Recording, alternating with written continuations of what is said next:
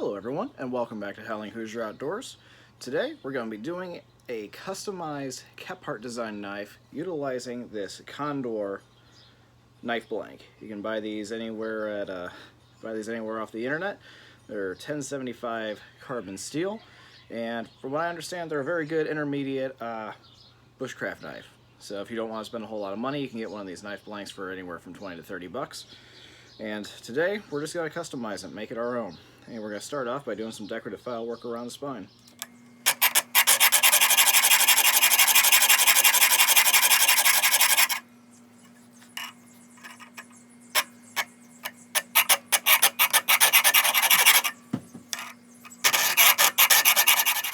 Alright, so I got some file work done. I don't know if y'all can see that with the sun glaring on it. But once I fit that up to my handle, that will make that file work pop just a little bit more. But first, I'm going to get this nice and fitted up, draw out and trace the design. Then I'm going to clean the knife up with some 600 grit sandpaper. Then we're going to throw it in an acid bath just because I'm curious to see what it's going to do.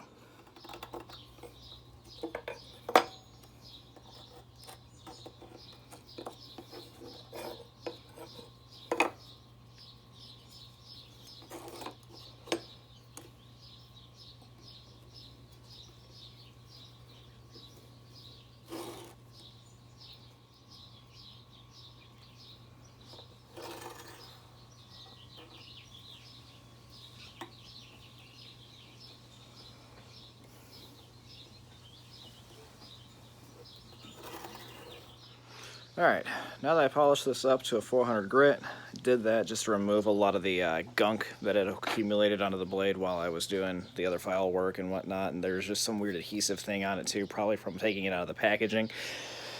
But now that I've taken care of that, I'm going to throw it into an acid bath using just straight old apple cider vinegar, and that will give it a nice, ideally, it'll give it a nice dark forced patina on it that will aid in corrosion resistance, because carbon steel has a tendency to do that, rust up.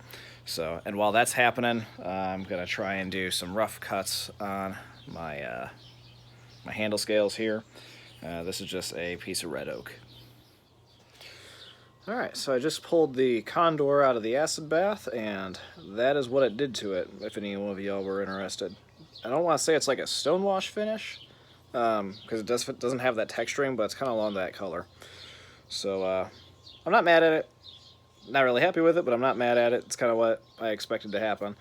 But good little test piece. So next we're going to move on to the handle. So mark where those pins are going to be. Now to get those holes drilled. Alright, so I made a little bit of a whoopsie. So I drilled out the hole. I got on brass pin stock for the handles. Unfortunately, I didn't check to see if those were 1/4 inch pinholes, and as you can tell, they ain't. There's way too small. So I'm just going to drill this out real quick, so that way it'll accept the pinholes. But yeah, lesson learned. Good Lord, this is a rough hair day. Whatever. Alright, so while I was working on the last Kephart Condor blank model, my phone ended up dying, so ran aside, put my phone on the charger because that's my primary camera, and then started continuously working on it even more. So I got these holes drilled with some mild steel pin stock. Drilled these holes with the sewing awl in my Swiss Army knife. Necessity breeds creativity, I guess. And then these are aspen handles. And then now we're just going to get working on fitting it up. Alright guys, so to put things in perspective on how this Kephart customization build is going, the blank that I used had a messed up grind on it, so I had to hand mill file that edge out. The drill bits that I had did not match the pin stock holes that were already pre-drilled into them. So I had to switch up. Instead of using my brass pin stock, I had to go and scavenge some mild steel pin stock. The red oak handle that I was planning split on me and wouldn't work, so I had to switch over to some scrap aspen wood that I had left over. And the epoxy is nowhere to be found in this shop. So now, my epoxy for this build is super glue. Automotive super glue. This situation is deteriorating faster than I would like.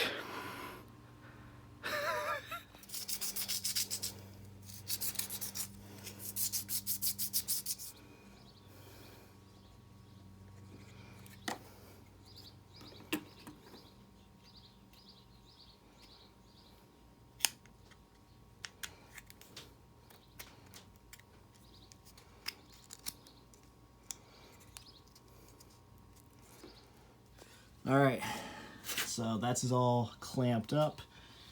Show off that grind that I put on it with a hand file.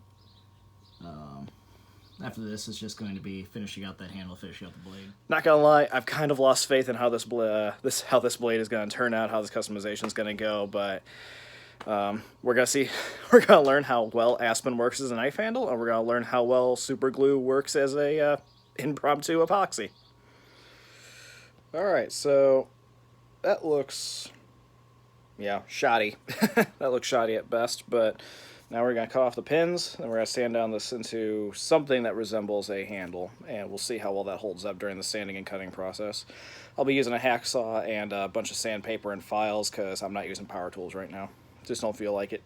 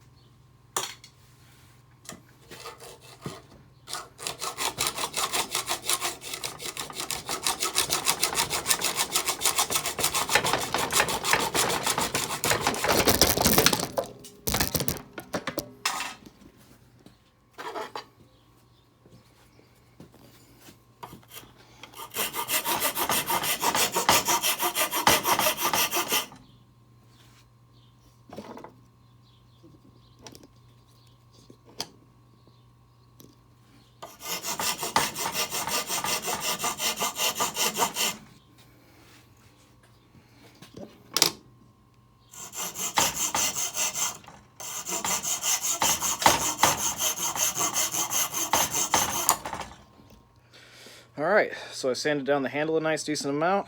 Now to add on the finishing touches. I'm just going to grind down those pins. Yeah, that's about it. Grind down the pins, make that not nearly as blocky, and yeah, let's get to it. Alright, so as I was filing away, my pins came loose, and so we're going to try, instead of using super glue, we're going to try and use some E6000 and see how that works. Alright, we are back. The epoxy is all nice and dried, so we're going to sand and file all that off.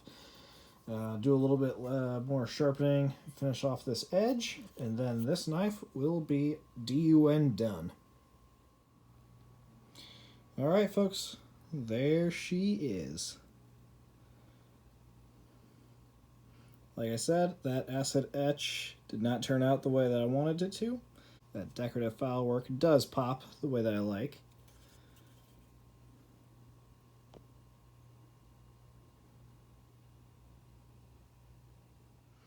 Alright, so I learned a couple things with this build. That's really all I can say. I got a couple more builds coming in the mail that are kit knives, and then I also have this piece of blank 01 tool steel that I've been sketching out some designs on. So I'm using a lot of these pieces as practice pieces in order to hone and develop that set of metal work and woodworking and the nice detail file work, so that hopefully in the future I'll be able to make my own knife from scratch using that 01 bar stock that I have. But hope you all enjoyed the build. Finished product. It's got an edge on it. It's got a 90-degree spine, so it'll hit a ferro rod. Yeah, that's all I got for you. Hope you all enjoyed the video. Stay awesome, folks.